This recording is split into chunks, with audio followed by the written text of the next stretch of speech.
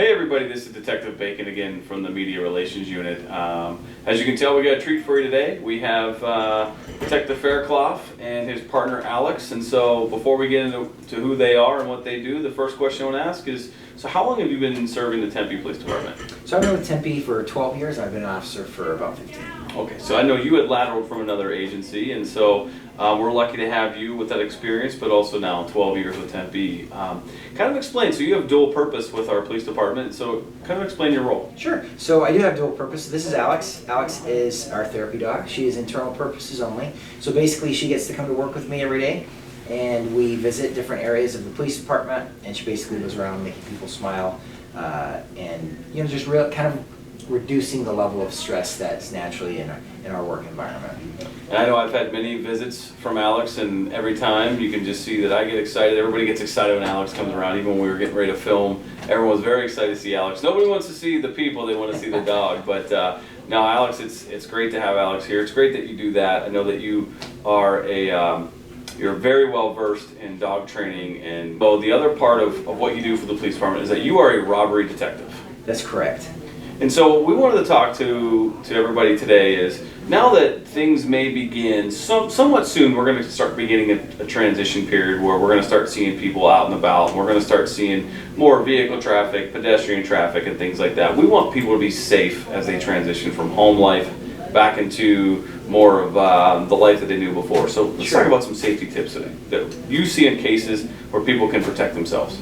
Well, so if you want to protect yourself from being a victim of robbery, one of the things that you want to do is look at it from the suspect's perspective. They're looking for an opportunity where they can get something that is usually small and has value, right? So for example, cell phones, laptops, jewelry, expensive shoes, things like that that they can be in and out, ideally without being seen as best they can, so that they can obtain whatever that is and then usually resell it or whatever it is that they're going to do with it. So as a potential victim, you want to make sure that you are not opening yourself up to being that crime of opportunity, right? So for example, if you're walking down the street and it's just a main road or anything like that, don't be under the impression that robberies don't happen in public, because they do happen in public, and most people they're so oblivious they don't even know these things are going on. So be aware of your surroundings, right? So for example, if you're walking and you're listening to music,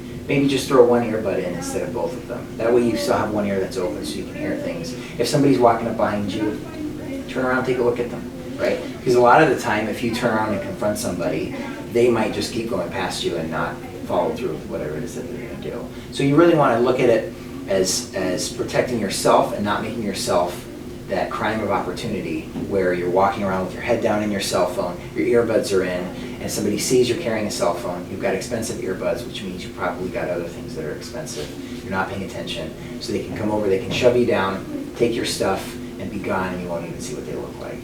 And I know you mentioned the one earbud. That's a phenomenal piece of advice. Now for people who they want to listen to both because they want to be a little bit more in tune to the music or whatever it is that they're listening to, podcast, book on tape, whatever it might be that they're listening to, what are some tips for those who want to have both of them in? So if you want to have both your earbuds in, I would just suggest turning the volume down a little bit, right? Just so that you can kind of hear over it. And if you have the option of turning off noise cancellation, maybe turn it off just during your commute so that you can still hear and see things that are going on around you. Okay. Now, you had mentioned something that kind of triggered a thought, and that is, somebody, for example, takes a cell phone. The best, I guess, method of defense, besides being really aware and the prevention tips, is let's say that someone's cell phone was taken from them.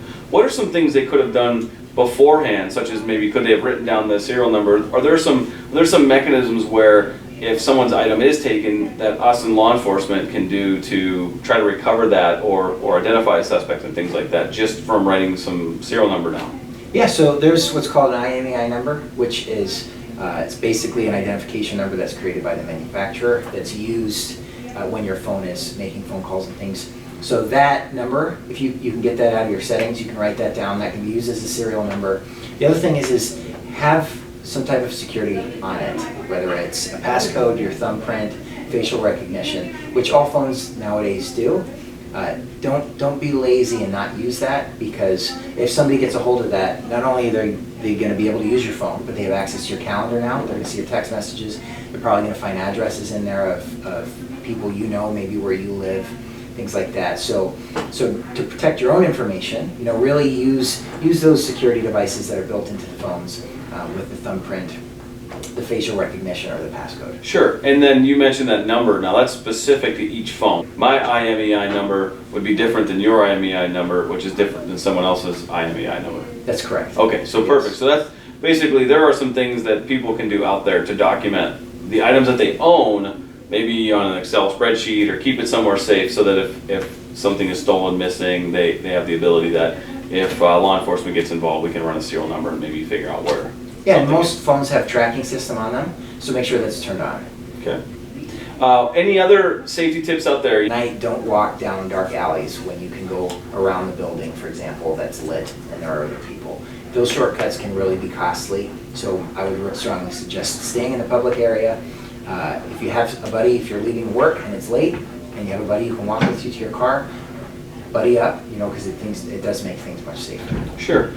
Another thing that we see every once in a while is someone who wants to sell an item online utilizing one of the apps or one of the websites. What are some safety tips for people who want to have a safe transaction?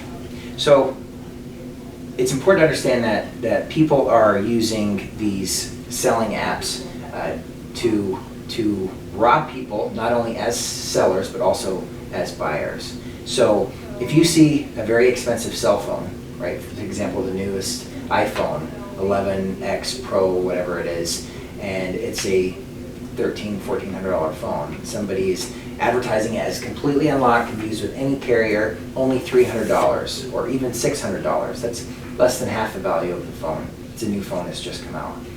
That seems too good to be true because it most likely is. And what we're seeing is these people are advertising this, and then these victims will show up excited to see this. There'll be some ploy because they'll use a female profile picture, and then when you show up, it's a male who then tells you that the female's all of a sudden not available. Okay. And then they'll ask to see the money to see if you're a serious buyer. And then when you bring the money out, they knock you over and they take it from you. And you're out $600, $900, whatever it was that you were scheduled. So if it seems too good to be true, a lot of the time it probably is. So the same thing if you're selling your phone, right? If you're selling your phone and you start getting messages from potential buyers, and you take a look at their profile, and their profile picture is of a park, and there's nothing specific about it. The name is not an actual person's name, or sometimes it might even be a name. But you look through, there's no photos, there's nothing identifiable, they don't have many transactions in their history, and then I would suggest not even bothering, because those are potentially setting you up to be a victim, because people create fake accounts and then they try and purchase expensive things. And they have no intention of buying it from you.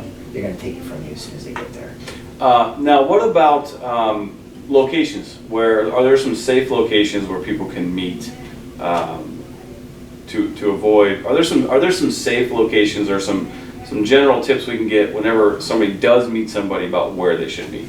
Yes. So ideally, you want to meet somewhere public, maybe that's got video surveillance coverage. There are places that you can go that are called transaction locations that a lot of the police departments will host, where you can go and you can meet the seller or the buyer there, and you're going to be directly underneath a video camera on police property.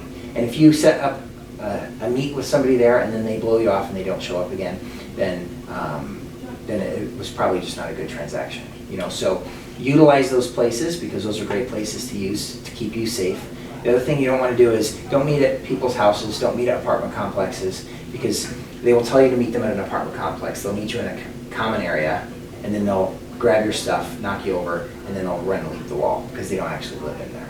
So they're giving you fake locations to meet them, so they're setting you up as a victim. They're trying to make it feel like it's a legit thing, but it's not. And obviously, if you set up a location at a police department and someone says, I don't really want to go meet there, it's probably a red flag of its own. So absolutely, yeah. Some really good tips there where trust your instincts. If it's too good to be true, we say that all the time throughout life and many different things. If it's too good to be true, it probably isn't true. Any last minute things you'd like to add, or anything else you'd like our viewers to know? Yeah, one other thing is if you have an item such as a cell phone or a tablet and you're just looking to get rid of it and you're trying to get some money from it, there are a lot of companies out there that will purchase your old electronics from you. There are even kiosks at malls that will buy your old cell phones from you. Those are safe ways of being able to get a little bit of money back for your old used electronics that will minimize and mitigate the risk of potentially being a suspect or potentially being a victim. Well, that's excellent advice right there. You know, utilize some of the different kiosks, like you said, some places that are legitimate businesses that makes that transaction a little bit safer. Thank you for all that you do. I know that it's probably not easy to maintain a caseload for robbery, but also bring Alex around to all the employees who just need a little pick-me-up now and again. So we greatly appreciate you. We greatly appreciate Alex and all that you both do. Stay safe out there, and this is another episode of Bacon Bits.